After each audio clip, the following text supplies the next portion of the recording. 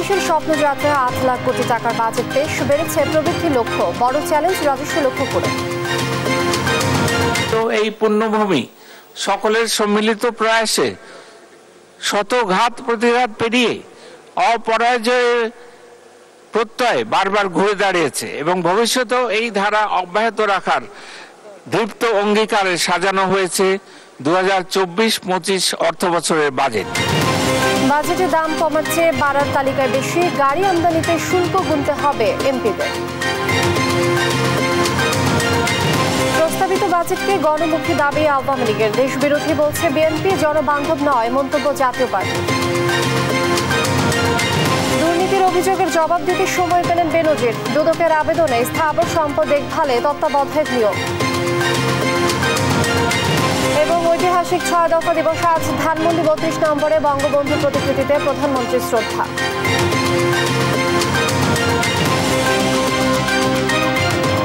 দেখছিলেন শিরোনাম সংবাদ সকালে, সঙ্গে আছি আমি লিনি আফরোজ। বাজেটের খবর।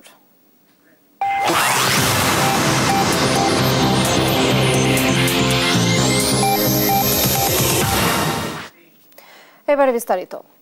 নানামুখী চ্যালেঞ্জের মুখে দাঁড়িয়েও টেকসই উন্নয়ন এবং স্মার্ট বাংলাদেশ বিনির্মাণে 2024-25 অর্থ বছরের জন্য 7,97,000 কোটি টাকার বাজেট পেশ করলেন অর্থমন্ত্রী আবুল হাসান মাহমুদ আলী। দেশের ইতিহাসে সবচেয়ে বড় এ বাজেটে রাজস্ব আয়ের লক্ষ্যমাত্রা 5,41,000 কোটি টাকা।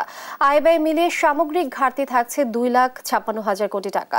নতুন বাজেটে জিডিপি প্রবৃদ্ধি ধরা হয়েছে 6.75%, আর মূল্যস্ফীতি নিয়ন্ত্রণের চেষ্টা থাকবে 6.5% ঘরে। তবে বাজেটে করমুক্ত আয়সীমা বাড়েনি। বাজেটের বিস্তারিত জানাচ্ছেন ইফতেখার রেজা।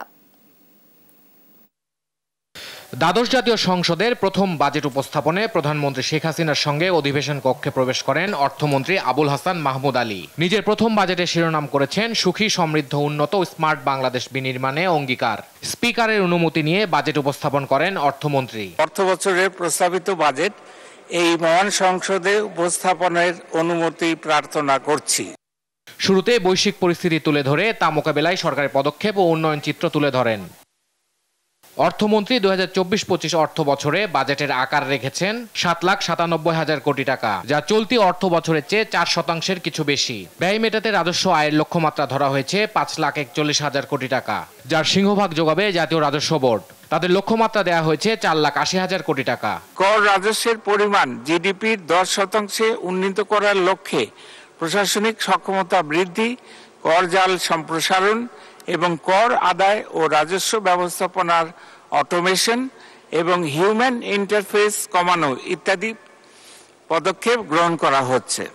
নতুন অর্থ বছরে পরিচালন ব্যয় ধরা হয়েছে 5,06,971 কোটি টাকা, আর উন্নয়ন ব্যয় 2,81,453 কোটি টাকা।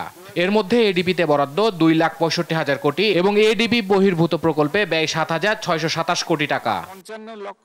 আয় ব্যয় মিলিয়ে বাজেটে ঘাটতি 2,51,600 কোটি টাকা। অনুদান বাদ দিলে তা বেড়ে দাঁড়াবে 2,56,000 কোটি টাকায়, যা জিডিপি 4.6%। ঘাটতি মেটাতে বৈদেশিক উৎস থেকে ঋণ নেওয়া হবে 1,27,200 কোটি টাকা, যার 36,500 কোটি টাকা ব্যয় হবে ঋণ পরিশোধে। আর অভ্যন্তরীণ উৎস থেকে 1,60,900 কোটি টাকা ঋণ নেওয়ার পরিকল্পনা রয়েছে সরকারের, যেখানে ব্যাংক খাত থেকে আসবে 1,37,500 কোটি টাকা। নতুন বাজেটে জিডিপি প্রবৃদ্ধির উচ্চাশা বহাল রেখেছেন অর্থমন্ত্রী। অর্থনৈতিক টানাপোড়েনের মধ্যেও প্রবৃদ্ধি লক্ষ্যমাত্রা রেখেছেন 6.75%। টাকার অঙ্কে 55,97,414 কোটি টাকা। আর বাজেটে মূল্যস্ফীতি লক্ষ্যমাত্রা ধরা হয়েছে 6.5%। নতুন অর্থ বছরে মূল্যস্ফীতি নিয়ন্ত্রণকে মূল চ্যালেঞ্জ মানছেন অর্থমন্ত্রী। মূল্যস্ফীতির হার কমিয়ে আনার লক্ষ্যে সংকোচনমূলক মুদ্রানীতি অনুসরণ করা হচ্ছে এবং রাজস্ব নীতিতেও সহায়ক নীতি কৌশল অবলম্বন করা হচ্ছে। মূল্যস্ফীতির চাপ থেকে সাধারণ মানুষকে সুরক্ষা দিতে ফ্যামিলি কার্ড, ওএমএস ইত্যাদি কার্যক্রম জোরদার করা হয়েছে।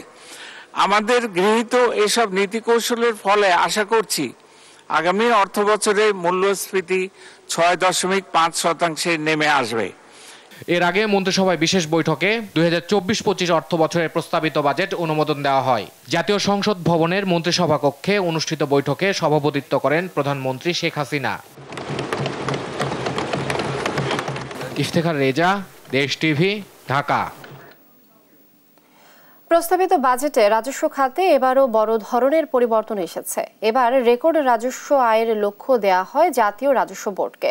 নতুন বাজেটে কালো টাকা সাদা করার সুযোগও প্রসারিত হয়েছে। এতদিন ব্যক্তি পর্যায়ে কালো টাকা সাদা করার সুযোগ থাকলেও এবারই প্রথম প্রতিষ্ঠানের জন্য সে সুযোগ রাখা হয়েছে। এছাড়া ৩৬ বছর পর এমপিদের গাড়ি আমদানির উপর বসানো হয়েছে শুল্ক। বিস্তারিত নিয়াজ মোর্শেদের প্রতিবেদনে। দেশের ইতিহাসে ঘোষণা হলো ৫৪তম বাজেট। আর এ বাজেটে রাজস্ব লক্ষ্যমাত্রা ধরা হয়েছে ৪,৮০,০০০ কোটি টাকা। এর মধ্যে আয়, মুনাফা ও মূলধনের উপর কর ধরা হয়েছে ১,৭৫,৬২০ কোটি টাকা। মূল্য সংযোজন কর ১,৮২,৭৮৩ কোটি টাকা। এছাড়া সম্পূরক শুল্ক ধরা হয়েছে ৬৪,২৭৮ কোটি টাকা। আমদানি শুল্ক ৪৯,৪৬৪ কোটি টাকা। রপ্তানি শুল্ক ৭০ কোটি টাকা। আর আবগারি শুল্ক ধরা হয়েছে ৫,৮০৫ কোটি টাকা। এছাড়া অন্যান্য উৎস কর ধরা হয়েছে ১,৯৮০ কোটি টাকা। আগামী অর্থ বছরে বাজেটের জাতীয় রাজস্ব বোর্ডে বহির্ভূত কর ধরা হয়েছে ১৫,০০০ কোটি টাকা, যার মধ্যে সবচেয়ে বেশি ধরা হয়েছে স্টাম্প বিক্রয় বাবদ ১০,০০০ কোটি টাকা।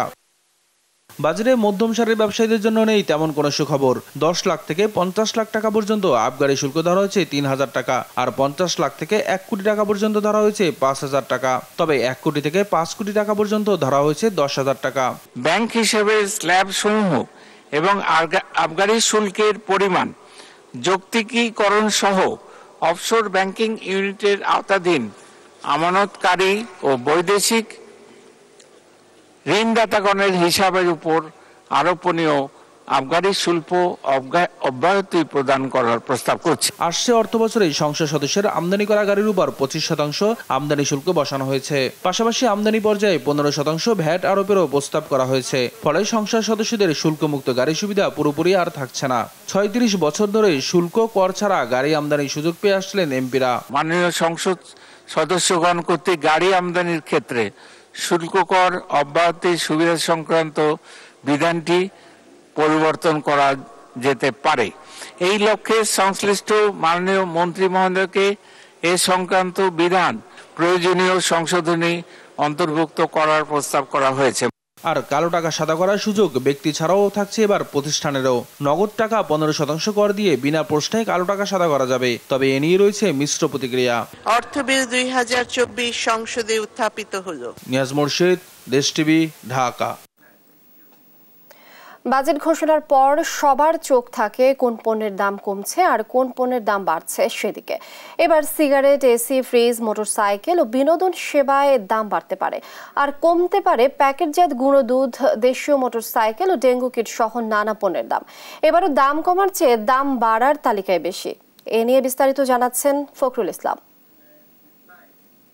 সুখী, সমৃদ্ধ, উন্নত ও স্মার্ট বাংলাদেশ বিনির্মাণের লক্ষ্য নিয়ে ২০২৪-২৫ অর্থ বছরের জন্য ৭,৯৭,০০০ কোটি টাকার প্রস্তাবিত বাজেট উত্থাপন করা হয়েছে মহান জাতীয় সংসদে অর্থমন্ত্রী আবুল হাসান মাহমুদ আলী। এবং তিনি যে বিষয়টি আমরা আসলে এই বাজেটে যেসব বিষয় বা নিত্য পণ্যের দাম কমতে পারে, বাড়তে পারে সেটি বলবো। তবে তার আগে আমি একটু জানাতে চাই যে ২০৩১ সালের মধ্যে অতি দারিদ্র্যের হার শূন্যের কোঠায় এবং ২০৪১ সালের মধ্যে সাধারণ দারিদ্র্যের হার ৩% নামিয়ে আনার লক্ষ্যমাত্রা নির্ধারণ করা হয়েছে ২০২৪-২৫ অর্থ বছরের এই বাজেটে। এবং বাজেটে যেসব পণ্যের দাম কমতে পারে বা বাড়তে পারে যেসব পণ্যের দাম সেগুলো একটু দেখাতে চাই।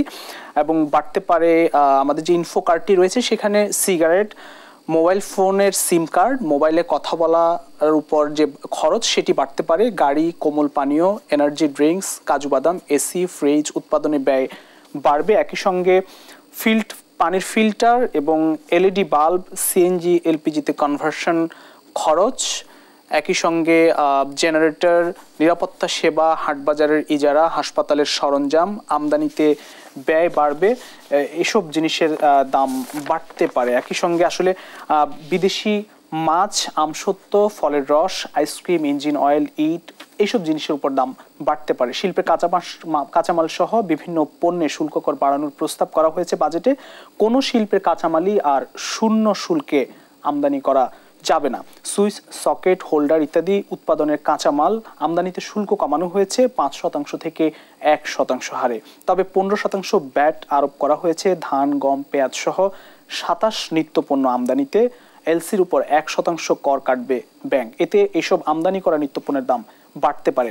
গত ৩৬ বছর ধরে সংসদ সদস্যরা যে শুল্কমুক্ত গাড়ি আমদানি করতেন, এবার সংসদ সদস্যদের গাড়ি আমদানিতে 25% শুল্ক দেওয়ার প্রস্তাবনা দেওয়া হয়েছে প্রস্তাবিত বাজেটে।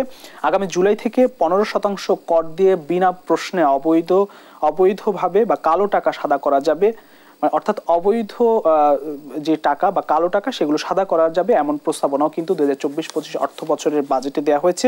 যেসব টাকা দিয়ে জমি, ফ্ল্যাট কিংবা অ্যাপার্টমেন্ট কিনতে পারবেন, আর যেসব নিত্যপণ্যগুলোর কিন্তু দাম এবারের বাজেটে অর্থাৎ 2024-25 অর্থ বছরের বাজেটে কমতে যাচ্ছে, সেগুলো একটু আমাদের ইনফো কার্ডের মাধ্যমে একটু দেখাতে চাই।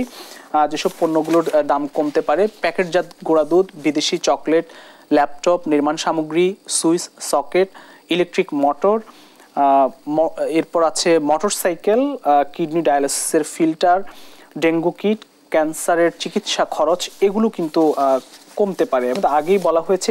এছাড়া বিদেশি পোশাক, ক্যান্সার ওষুধের কাঁচামাল, শুকনা ফল, মাশরুম, চা, গ্রিন টি, কফি ইত্যাদি ক্ষেত্রে শুল্ক কর ও শুল্কায়ন মূল্যে বিভিন্ন পরিবর্তন আনা হয়েছে, যার ফলে আসলে দাম কমার একটি সুযোগ তৈরি হয়েছে। এইটি হচ্ছে শেখ হাসিনা সরকারের 21তম বাজেট, অর্থাৎ বাংলাদেশের 54তম বাজেট। 2024-25 অর্থ বছরে 7,97,000 কোটি টাকার প্রস্তাবিত যে বাজেট, সে বাজেটে যেসব পণ্যের দাম অর্থাৎ মূল্য বৃদ্ধি বা কমবে, সেগুলো কিন্তু আমি দেখিয়ে দিলাম আমার ইনফো কার্ডের মাধ্যমে। এই ছিল আমার কাছে সবশেষ পরিস্থিতি। 2024-25 অর্থ বছরে নতুন বাজেট ঘোষণার পর বেশ কিছু পণ্যের দামে পরিবর্তন আসা শুরু হয়েছে। এ বিষয়ে বিস্তারিত জানাতে ময়মনসিংহ হতে সরাসরি যুক্ত হচ্ছেন সহকর্মী ইলিয়াস আহমেদ। ইলিয়াস, নতুন বাজেট তো ঘোষণা হলো, কি মনে হচ্ছে বাজার দরে কেমন পরিবর্তন আসছে বা কেমন পরিবর্তন দেখছেন আপনি, জানাবেন।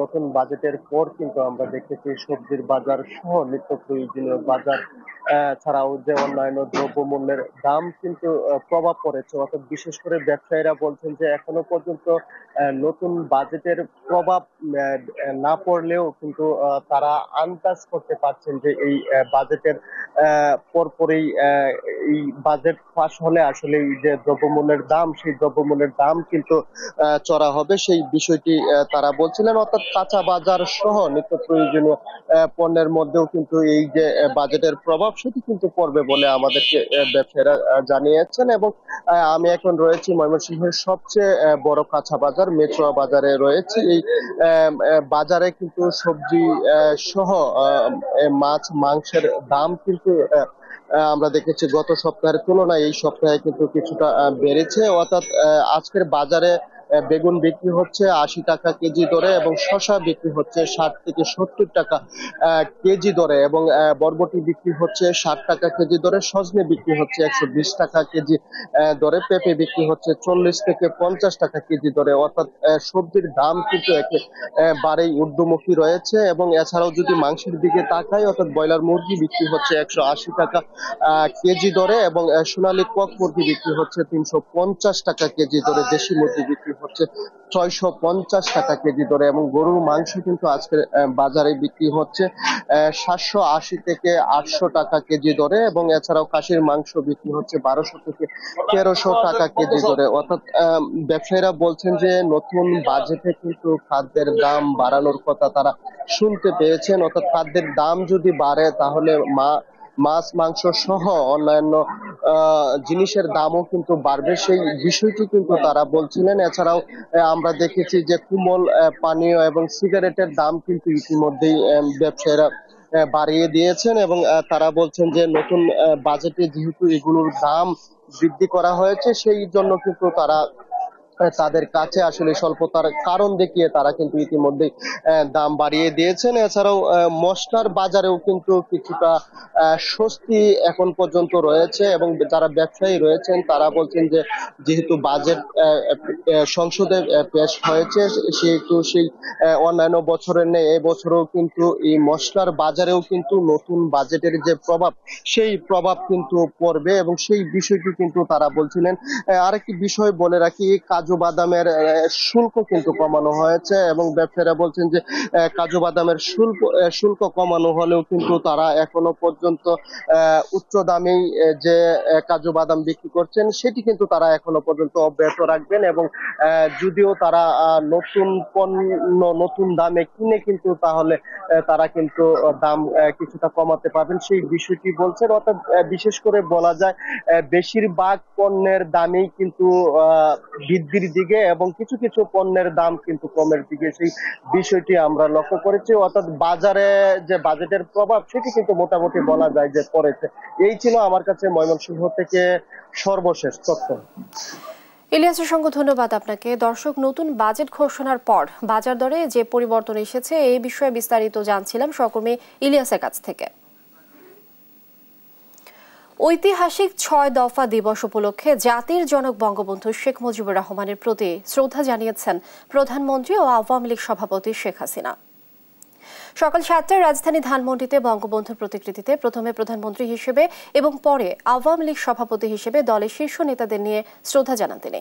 এরপর জাতির পিতা শেখ মুজিবুর রহমানের স্মৃতির প্রতি গভীর শ্রদ্ধা জানিয়ে কিছুক্ষণ নীরবে দাঁড়িয়ে থাকেন বঙ্গবন্ধু কন্যা। শেখ হাসিনা শ্রদ্ধা জানানোর পর আওয়ামী লীগের সহযোগী সংগঠনের নেতাকর্মীরা বঙ্গবন্ধুর প্রতিকৃতিতে শ্রদ্ধা জানান। তৎকালীন পূর্ব পাকিস্তানের স্বায়ত্ত শাসনের দাবিতে ১৯৬৬ সালের এই দিনে বাঙালির ম্যাগনা কার্টা ৬ দফার ভিত্তিতে পাকিস্তানিদের দুঃশাসনের বিরুদ্ধে ব্যাপক আন্দোলন করেন বঙ্গবন্ধু শেখ মুজিবুর রহমান। বঙ্গবন্ধু নেতৃত্বে আওয়ামী লীগ ১৯৬৬ সালের ৭ জুন তৎকালীন পূর্ব পাকিস্তানে কেন্দ্রীয় সরকারের শোষণ, বঞ্চনা, পরাধীনতা ও স্বৈরাচারের অবসান ঘটাতে স্বায়ত্ত শাসনের দাবিতে দিনব্যাপী হরতালে ডাক দেয়।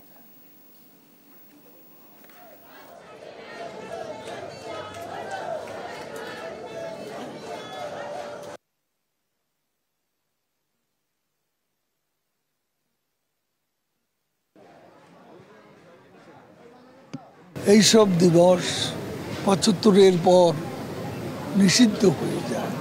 যারা নিষিদ্ধ করে দেয় তারা খুনের সঙ্গে ৭৫-এর তারা জড়িত। তারা বঙ্গবন্ধুকে হত্যা করেনি, তারা হত্যা করতে চেয়েছিল আমাদের মুক্তিযুদ্ধের মূল্যবোধকে, আমাদের স্বাধীনতার আদর্শকে। সেই জন্য বঙ্গবন্ধুর সঙ্গে জয় বাংলা নির্বাসনে, ৭ই মার্চ নির্বাসনে এবং ৭ই জুনও নির্বাসিত হয়ে যায়। ২০৩১ সালের মধ্যে অতি দারিদ্র্যের হার শূন্যের কোটায় এবং ২০৪১ সালের মধ্যে সাধারণ দারিদ্র্যের হার ৩% নামিয়ে আনতে প্রস্তাবিত বাজেটে বিশেষ গুরুত্ব দিয়েছেন অর্থমন্ত্রী। ২০৪১ সালের মধ্যে সুখী, সমৃদ্ধ, উন্নত ও স্মার্ট বাংলাদেশ বিনির্মাণে উন্নয়নশীল দেশের জন্য বাংলাদেশ রোল মডেল বলেও জানান তিনি। সর্বোপরি নির্বাচনী ইশতেহারের প্রতিশ্রুতি বাস্তবায়নই ২৪-২৫ অর্থ বছরে বাজেটের মূল লক্ষ্য। বিস্তারিত জান্নাতুল মোহনার প্রতিবেদনে। বাংলাদেশ এখন বিশ্বের ৩৩তম বৃহৎ অর্থনীতির দেশ। ২০৪১ সালের মধ্যে স্মার্ট বাংলাদেশ বিনির্মাণে দরকার সমতা ও ন্যায়ভিত্তিক সুখী সমাজ ব্যবস্থা। এজন্য প্রয়োজন ডিজিটাল অর্থনীতি এবং বিজ্ঞান ও প্রযুক্তি নির্ভর সাক্ষরতা। বৃহস্পতিবার আগামী অর্থ বছরের বাজেট অধিবেশনে সুখী, সমৃদ্ধ, উন্নত, স্মার্ট বাংলাদেশ বিনির্মাণে অঙ্গীকার করেন অর্থমন্ত্রী আবুল হাসান মাহমুদ আলী। আমরা এগিয়ে যাব অপার সম্ভাবনাময় আগামীর পথে ইনশাআল্লাহ। জানান, দেশে দারিদ্র্যের হার কমেছে, নিরাপদ পানি পাচ্ছে ৯৮.৮% মানুষ, শিক্ষার হার বেড়েছে, খাদ্য উৎপাদন বেড়েছে, যোগাযোগ অবকাঠামো বৃদ্ধি পেয়েছে, ডিজিটাল সেবার সংখ্যা কয়েকশো গুণ বেড়েছে, এমনকি ফ্রিল্যান্সারের সংখ্যায় বাংলাদেশ বিশ্বের দ্বিতীয়। জিডিপির গড় প্রবৃদ্ধি হয়েছে ৬.৭% বেশি। দারিদ্র্যের হার ১৮.৭% এবং অতি দারিদ্র্যের হার ৫.৬% নেমে এসছে। অতি দারিদ্র্যের হার শূন্যের কোটায় আনা, অর্থনৈতিক স্থিতিশীলতা নিশ্চিত, সামুদ্রিক সম্পদের সর্বোচ্চ ব্যবহার, জলবায়ু পরিবর্তনের প্রভাব মোকাবেলা সহ ১৪টি বিষয়ের উপর এ বাজেটে বিশেষভাবে প্রাধান্য দেওয়া হয়েছে বলেও জানান মন্ত্রী। আগামী অর্থ বছরের জন্য বাজেট প্রণয়নের সময় আমরা এই বিষয়গুলো বিশেষ বিবেচনায় নিয়েছি। সর্বোপরি ২০৪১ সালের মধ্যে সুখী, সমৃদ্ধ, উন্নত, স্মার্ট বাংলাদেশ বিনির্মাণে প্রতিটি খাতে শতভাগ আধুনিকায়ন ও প্রযুক্তির সর্বোচ্চ ব্যবহারে গুরুত্ব দেওয়া হয়েছে বলে জানান অর্থমন্ত্রী। ভৌত সামাজিক ও প্রযুক্তি অবকাঠামো বিনির্মাণের প্রতি জোর দেওয়া হয়েছে। জান্নাতুল মোহনা, দেশ টিভি, ঢাকা। সংবাদ সকালে আরো থাকছে। সৌদি আরবে দেখা গেছে জিলহজ মাসের চাঁদ। 15 জুন পবিত্র হজ। দেশটিতে ঈদুল আজহা উদযাপিত হবে 16 জুন। প্রস্তাবিত বাজেটকে সংকটে বাস্তবসম্মত গণমুখী বাজেট হিসেবে আখ্যায়িত করেছেন আওয়ামী লীগ সাধারণ সম্পাদক ওবায়দুল কাদের। সংসদ ভবনে সাংবাদিকদের দেয়া প্রতিক্রিয়ায় তিনি একথা জানান। এই সময় তিনি আরো বলেন, এবারের বাজেটে নির্বাচনী ইশতেহারকেই অগ্রাধিকার দেয়া হয়েছে। সংকটের বাস্তবসম্মত গণমুখী বাজেট এবং এই বাজেট বাংলাদেশ আওয়ামী লীগের নির্বাচনী যে ইশতেহার, সেখানে আমাদের যে অঙ্গীকার ছিল দ্রব্যমূল্য নিয়ন্ত্রণ, কর্মসংস্থান, সোশ্যাল সেফটি নেটওয়ার্ক, এই বিষয়গুলোকে গুরুত্ব দেওয়া হয়েছে। প্রস্তাবিত বাজেটকে দেশ বিরোধী তথা কথিত লুটপাটের বাজেট বলে মন্তব্য করেছেন বিএনপির মহাসচিব মির্জা ফখরুল ইসলাম আলমগীর। গুলশানে বিএনপি চেয়ারপারসনের রাজনৈতিক কার্যালয়ের সামনে সাংবাদিকদের সাথে আলাপকালে তাৎক্ষণিক প্রতিক্রিয়ায় এমন দাবি করেন মির্জা ফখরুল। করার পরিকল্পনা করা হয়েছে, অর্থাৎ এই যে আপনাদের সেই তথাকথিত বাজেট যেটা দেওয়া হয়েছে আর কি, এই বাজেটে আপনার আয়ের চেয়ে ব্যয় অনেক বেশি, এবং আপনার যে সমস্ত জায়গাগুলোতে আপনার আয়ের অংশ দেখানো হচ্ছে, তাতে করে সাধারণ মানুষের উপরে সমস্ত বোঝাটা গিয়ে পড়ে যাচ্ছে। কয় রূপপুর আপনার প্ল্যান্ট, কোথায় রূপপুর প্ল্যান্ট? এখন তো রূপপুর প্ল্যান্ট কোনো হচ্ছে না, একটু এগোচ্ছে না। কোথায় গেল আপনার সেই পায়রা বন্দর, সেই বন্দরের কাজগুলো কোথায় গেল? আর কি আপনার ফ্লাইওভার, এলিভেটেড এক্সপ্রেসওয়ে, খুব ভালো কথা, বাট ইন হোয়াট ওয়ে আপনি সাধারণ মানুষের সমস্যাগুলো সমাধান করছেন? এখন এই বাজেটের মধ্যে সবচেয়ে বড় আপনার সমস্যা যেটা, সেটা হচ্ছে যে এখানে এমপ্লয়মেন্ট জেনারেট করা, ক্রিয়েট করার মধ্যে কিছু নাই, নতুন করে মানুষের কর্মসংস্থানের কোনো ব্যবস্থা নেই। পুরো বাজেটটা দেখবেন মেগা প্রজেক্টের এবং মেগা চুরি, মেগা দুর্নীতির জন্য করা হয়েছে। সুতরাং এই বাজেটকে শুধুমাত্র তথাকথিত ভাষায় গণবিরোধী বলবো না, এটা আসলে বাংলাদেশ বিরোধী বাজেট। দেখছেন সংবাদ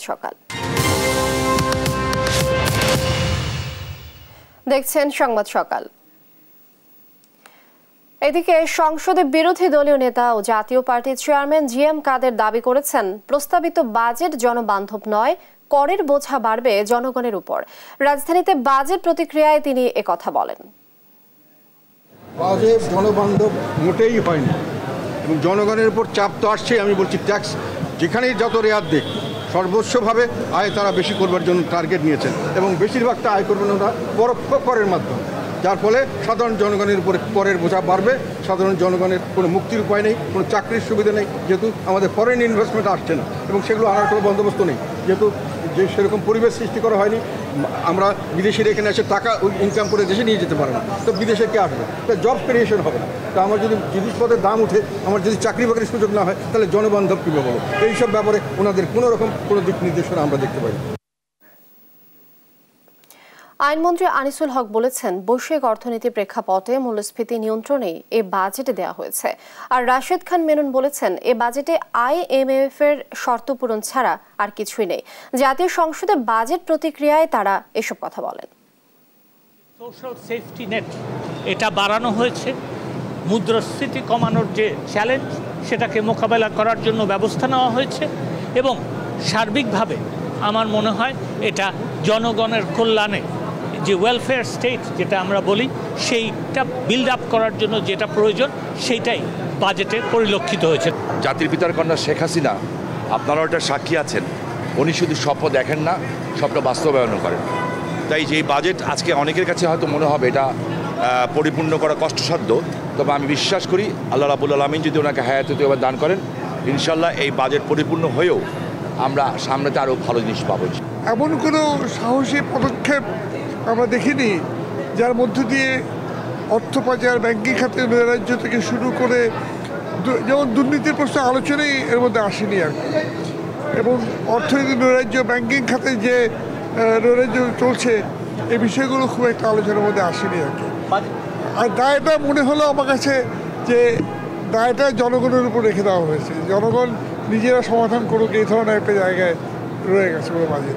তবে এটা আমরা জানি যে IMF এর শর্ত পূরণ করা ছাড়া এই বাজেট তারা দিতে পারেনি। লক্ষ্যমাত্রা তো আপনার একটু বেশি করে রাখতেই হয়, কারণ লক্ষ্যমাত্রায় যদি কম রাখেন তাহলে তো অ্যাচিভ করা আরও কমে যায়, যে কারণে এটা একটু অ্যাম্বিশিয়াস হওয়া উচিত। ডলারের এগেনস্টে টাকা ডিভ্যালু করেছে, এই ধরনের সমস্যাগুলো তৈরি হয়েছে। তো এখন এগুলোকে মোকাবেলা করার জন্যই বাজেটটা প্রণয়ন করা হয়েছে। আবারও বাজেট প্রসঙ্গ।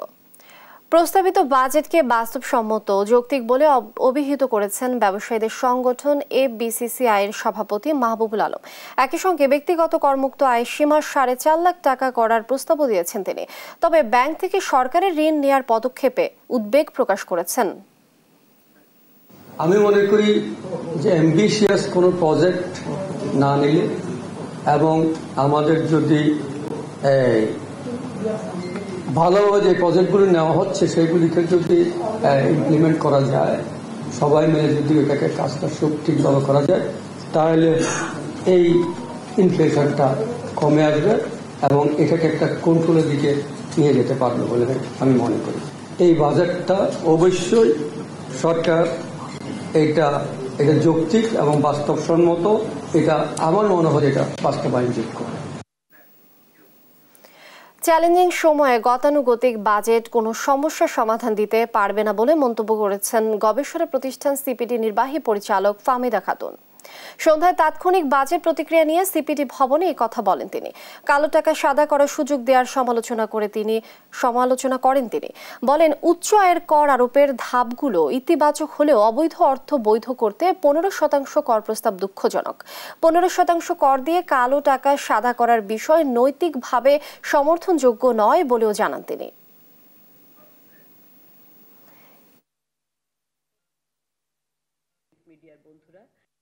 দুঃখজনকভাবে যে অপ্রদর্শিত কিংবা কালো টাকার উপরে যে 15% কর দিয়েই সেগুলোকে সাদা করা যাবে, সেই যে প্রস্তাবনাটি রাখা হয়েছে সেটি অত্যন্ত দুঃখজনক এবং আমরা বরাবরের মতোই বলছি যে এটা নৈতিকভাবে এবং অর্থনৈতিকভাবে কোনোভাবেই সমর্থনযোগ্য নয়। সংবাদ সকালে আরো যা থাকছে। 2 লাখ টাকার বিনিময়ে মিলছে বাংলাদেশি NID। হাতে নাতে ধরা রোহিঙ্গা যুবক, জড়িয়ে পড়ছে জনপ্রতিনিধিরা। স্মার্ট বাংলাদেশ বিনির্মাণের লক্ষ্য নিয়ে ঘোষিত নতুন বছরের বাজেটকে স্বাগত জানিয়ে আনন্দ মিছিল করেছে আওয়ামী লীগের অঙ্গ সংগঠনগুলো। এতে উপস্থিত ছিলেন ঢাকা মহানগর দক্ষিণ আওয়ামী লীগ, যুবলীগ, স্বেচ্ছাসেবক লীগ ও ছাত্রলীগের নেতাকর্মীরা। এবারের বাজেটকে গণমুখী আখ্যায়িত করে প্রধানমন্ত্রী শেখ হাসিনাকে অভিনন্দন জানান তারা। বিস্তারিত আলিমুজ্জামান সাফওয়ানের রিপোর্টে। নতুন বাজেটকে স্বাগত জানিয়ে রাজধানীতে আনন্দ মিছিল ও শোভাযাত্রা করে ঢাকা মহানগর দক্ষিণ আওয়ামী লীগ, স্বেচ্ছাসেবক লীগ ও ছাত্রলীগের নেতাকর্মীরা। বৃহস্পতিবার বিকেলে জাতীয় সংসদে 2024-25 অর্থ বছরের জন্য 7,97,000 কোটি টাকার বাজেট প্রস্তাব করেন অর্থমন্ত্রী আবুল হাসান মাহমুদ আলী। প্রস্তাবিত বাজেটকে জনবান্ধব দাবি করে প্রধানমন্ত্রী শেখ হাসিনাকে অভিনন্দন জানান নেতাকর্মীরা। এই বাজেটটা করা হচ্ছে যে গরিব মানুষের কথা, মধ্যবিত্ত এবং সাধারণ মানুষের কথা চিন্তা করে এই বাজেটের মাধ্যমে যদি কোনো দুর্বলতা থেকে থাকে সেগুলো কেটে উঠে নিত্যপণ্যের দাম অবশ্যই মানুষের নাগালে চলে আসবে। বাংলার প্রত্যন্ত অঞ্চলে নতুন করে সাজানোর লক্ষ্যে এবং কর্মসংস্থান বাড়ানোর লক্ষ্যে নতুন বাজেটকে আমরা স্বাগত জানাই। অন্যদিকে বাজেট ঘোষণার পরপর ঢাকা বিশ্ববিদ্যালয়ের মধুর ক্যান্টিন থেকে শুরু করে রাজু ভাস্কর্যের পাদদেশ পর্যন্ত মিছিল করে বাংলাদেশ ছাত্রলীগের কেন্দ্রীয় কমিটি। বাজেট ঘোষণা করা হয়েছে, এটি তরুণ প্রজন্মের স্বপ্নের প্রতিফলন ঘটেছে, বিশেষ করে আমাদের যুবকদের কর্মসংস্থান এবং আধুনিক মানসম্মত শিক্ষা ব্যবস্থার সুযোগ নিশ্চিত করা। বাজেটের মাধ্যমে বেকারত্ব সমস্যার সমাধান বহুলাংশেই সামনের দিকে এগিয়ে যাবে। রাজধানীর বিভিন্ন জায়গা থেকে আসা নেতাকর্মীরাও বাজেটকে স্বাগত জানান। শতভাগ জনমুখী বাজেট, এটা বিশেষ করে গরিব, দুঃখী, মেহনতি, খেটে খাওয়া মানুষ, তাদের ভাগ্যের উন্নয়নের বাজেট। আজকের যে বাজেট দেওয়া হয়েছে সেই বাজেটটাকে গণমুখী বাজেট বলা হয়েছে এবং সকল মহলে এটা প্রশংসিত হয়েছে। প্রস্তাবিত এই বাজেটে জনদুর্ভোগ কমে আসবে বলে প্রত্যাশা করেন তারা। আলিমুজ্জামান সাফওয়ান, দেশ টিভি, ঢাকা। দর্শক, হাতিরঝিলে ম্যারাথন দৌড়ে প্রতিযোগিতায় আছেন আমাদের সহকর্মী মাঝহার, সেখানে চলে যাচ্ছে সরাসরি।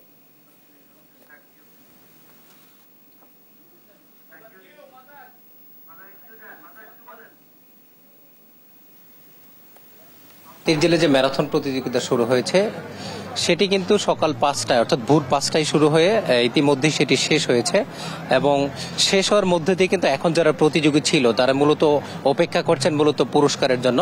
আপনি জানেন যে বাংলাদেশ পুলিশ অ্যাথলেটিক এবং সাইক্লিং ক্লাবের উদ্যোগে এই ম্যারাথন প্রতিযোগিতাটি শুরু হয় এবং এই প্রতিযোগিতার মূল প্রতিপাদ্য ছিল জয় বাংলা বলে আগে বাড়ো। এই প্রতিপাদ্যকে সামনে রেখে প্রায় এখানে হাজার হাজার প্রতিযোগী ভোর 5টা থেকে অংশগ্রহণ করেছিল এবং এই প্রতিযোগিতাকে সুষ্ঠু এবং নির্বিঘ্ন করতে গতকালকেই কিন্তু বাংলাদেশ পুলিশ কঠোর নিরাপত্তার ব্যবস্থা নিয়েছিল এবং যাতে করে কোনো নিরাপত্তার বিঘ্ন না হয় এই জন্য আশপাশের সবগুলো সড়ক তারা বন্ধ করে দিয়েছিল এবং এই প্রতিযোগিতায় যারা অংশগ্রহণ করেছিল আমরা তাদের সাথে কথা বলেছি। তারা যেটা বলেছে যে এটি খুবই একটি ভালো উদ্যোগ, কারণ আমরা এই আধুনিক যুগের ডিভাইসের প্রতি বেশি আকৃষ্ট হয়ে যাওয়ার কারণে এই দৌড় বা শরীর চর্চার প্রতি মানুষ অনেকটাই নিজেদেরকে সময় দিতে পারছেন না, যার ফলে এই ধরনের উদ্যোগকে তারা স্বাগত জানিয়েছেন এবং তারা বলছেন এই ধরনের উদ্যোগ মাঝে মধ্যেই নেওয়া উচিত। এতে করে মানুষ সুস্থ থাকবে এবং মানুষের মনে যে ধরনের উদ্বেগ এবং উৎকণ্ঠা এবং মানুষের মধ্যে যে ধরনের হতাশা কাজ করে সেই হতাশাগুলো কেটে যাবে। আমরা এখানে যারা অংশগ্রহণ করেছে তাদের সাথে যদি একটা কথা বলি যে আসলে তাদের অনুভূতি কি। ভাই, আপনার সাথে একটু কথা বলতে চাই। এই যে এখানে প্রতিযোগিতা অংশগ্রহণ করলেন, কেমন লাগছে? খুবই আনন্দিত লাগছে এবং অংশগ্রহণ করে খুবই ভালো হয়েছে। আমি চাই সামনে আরো যেন এরকম আয়োজন করা হয়। আর পুলিশ, আপনি কেমন দেখি, আপনার কেমন লাগলো এই প্রতিযোগিতা অংশগ্রহণ? অনেক ভালো লেগেছে, এটা ফার্স্ট টাইম আমি কমপ্লিট করেছি। অনেক ধন্যবাদ বাংলাদেশ পুলিশ ক্লাবকে। ওকে জি, আপনি যে ভাই এখানে অংশগ্রহণ করেছিলেন এই ম্যারাথন প্রতিযোগিতায় অংশগ্রহণ আপনার কেমন লাগছে এবং এই উদ্যোগকে আপনি কি হিসাব কেমন দেখছেন? এটা অনেক ভালো লেগেছে। প্রথমত ধন্যবাদ বাংলাদেশ পুলিশকে জয় বাংলা ম্যারাথন আয়োজন করার জন্য। অসংখ্য ধন্যবাদ বাংলাদেশ পুলিশ বাহিনীকে। এবং অনেক সুন্দর, অনেক মনোরম এবং সবাই স্বতঃস্ফূর্তভাবে অংশগ্রহণ করেছে এবং খুবই সুন্দর হয়েছে। ধন্যবাদ।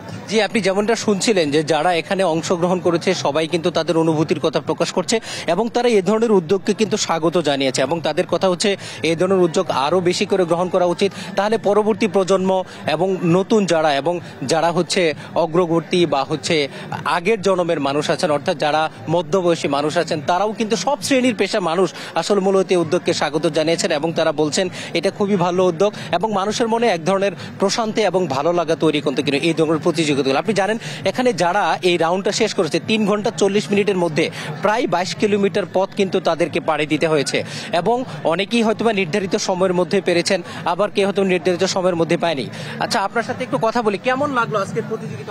আলহামদুলিল্লাহ, খুবই ভালো লাগছে, খুবই ভালো লাগছে। জি, আপনি যেমনটা শুনছিলেন যে তারা বলছিলেন যে এই প্রতিযোগিতা অংশগ্রহণ করে খুবই ভালো লাগছে এবং আমি কিন্তু আপনাকে জানাচ্ছিলাম যে এই ধরনের প্রতিযোগিতা সবাই আসলে সবসময় প্রত্যাশা করে এবং তারা বাংলাদেশ পুলিশকে ধন্যবাদ জানিয়েছেন এবং আগামী দিনের জন্য এই ধরনের প্রতিযোগিতা তাদেরকে আরো উৎসাহ এবং উদ্দীপনা যোগাবে এবং তারা আশা করছেন এই ধরনের প্রতিযোগিতা সামলেও তারা অংশগ্রহণ করবেন। এই ছিল আমার কাছে রাজধানীর হাতিরঝিল থেকে জয় বাংলা ম্যারাথন সম্পর্কে সর্বশেষ তথ্য। মাঝহার, অসংখ্য ধন্যবাদ। দর্শক, হাতিরঝিল থেকে যুক্ত ছিলেন সহকর্মী মাঝহার। দেখছেন সংবাদ সকাল।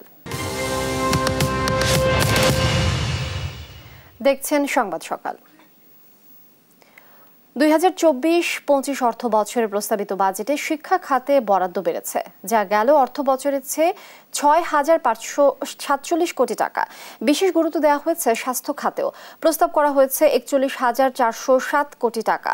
আজ জাতীয় সংসদে প্রস্তাবিত নতুন অর্থ বছরের জন্য এ বরাদ্দ ঘোষণা করেন অর্থমন্ত্রী। বিস্তারিত জানাচ্ছেন নাফিয়া ফারজানা। সুখী, সমৃদ্ধ, উন্নত ও স্মার্ট বাংলাদেশ বিনির্মাণের অঙ্গীকার এই প্রতিপাদ্যকে সামনে রেখে বর্তমান সরকারের নতুন মেয়াদে প্রথম বাজেট ঘোষণা করেছেন অর্থমন্ত্রী আবুল হাসান মাহমুদ আলী। দুপুরে জাতীয় সংসদে 2024-25 অর্থ বছরের জন্য প্রস্তাবিত বাজেট উপস্থাপন করেন তিনি। এবারের প্রস্তাবিত বাজেটে শিক্ষা খাতের মান উন্নয়নের দিককে বিশেষ গুরুত্ব দেওয়া হয়েছে। এ লক্ষ্যে বাজেটে শিক্ষা খাতে বরাদ্দ দেওয়া হয়েছে 94,710 কোটি টাকা, যা 2023-24 অর্থ বছরের চেয়ে 6,547 কোটি টাকা বেশি। অর্থমন্ত্রী বলেন, স্মার্ট বাংলাদেশ গড়ার স্বপ্ন সফল করতে হলে ভবিষ্যৎ প্রজন্মকে বিজ্ঞান, প্রযুক্তি ও কারিগরি শিক্ষায় উপযুক্তভাবে গড়ে তুলতে হবে। 2041 সালের মধ্যে উন্নত, সমৃদ্ধ, স্মার্ট বাংলাদেশ গড়ার স্বপ্ন সফল করতে হলে আমাদের ভবিষ্যৎ প্রজন্মকে বিজ্ঞান, প্রযুক্তি ও কারিগরি শিক্ষায় উপযুক্তভাবে গড়ে তুলতে হবে। এদিকে স্বাস্থ্যসেবা ও স্বাস্থ্য শিক্ষা ও পরিবার কল্যাণের অব্যাহত অগ্রগতি বজায় রাখতে বরাদ্দ বাড়ানো হয়েছে স্বাস্থ্য খাতেও। এবারের প্রস্তাবিত বাজেটে স্বাস্থ্য খাতে 41,407 কোটি টাকা বরাদ্দের প্রস্তাব করা হয়েছে, যা 2023-24 অর্থ বছরে ছিল 38,051 কোটি টাকা। স্বাস্থ্য সেবা এবং স্বাস্থ্য শিক্ষা ও পরিবার কল্যাণের অব্যাহত অগ্রগতি বজায় রাখার নিমিত্ত আগামী 2024-25 অর্থ বছরে 41,407 কোটি টাকা বরাদ্দের প্রস্তাব করছি, যা 2023-24 অর্থ বছরে ছিল 38,051 কোটি টাকা। প্রস্তাবিত বাজেটে স্বাস্থ্য ঝুঁকি মোকাবিলায় 2,000 কোটি টাকার বিশেষ বরাদ্দ দেয়া হয়েছে। পাশাপাশি চিকিৎসা বিজ্ঞানের মৌলিক ও প্রায়োগিক গবেষণার গুরুত্ব বিবেচনায় সমন্বিত স্বাস্থ্যবিজ্ঞান গবেষণা ও উন্নয়ন তহবিলে বরাদ্দ দেয়া হয়েছে 100 কোটি টাকা। বাংলাদেশ চিরজীবী হোক, জয় বাংলা। নাফিয়া ফারজানা, দেশ টিভি, ঢাকা। সাম্প্রতিক সময়ের অন্যতম আলোচিত সাবেক আইজিপি বেনজির আহমেদ দুর্নীতি দমন কমিশনের তলবে বৃহস্পতিবার দুদকে হাজির হননি। দিনভর গণমাধ্যম কর্মীরা অপেক্ষা করলেও দেখা পাননি সাবেক এ প্রভাবশালী পুলিশ কর্মকর্তার। পরে দুদক সচিব জানান, নির্ধারিত সময় না আসায় আগামী 23 জুন তাকে পুনরায় তলব করা হয়েছে। তবে দুদকের আবেদনে সাবেক আইজিপির স্থাবর অস্থাবর সম্পদ দেখভালে একজন তত্ত্বাবধায়ক নিয়োগ দিয়েছেন আদালত। মাজহারুল ইসলামের রিপোর্ট।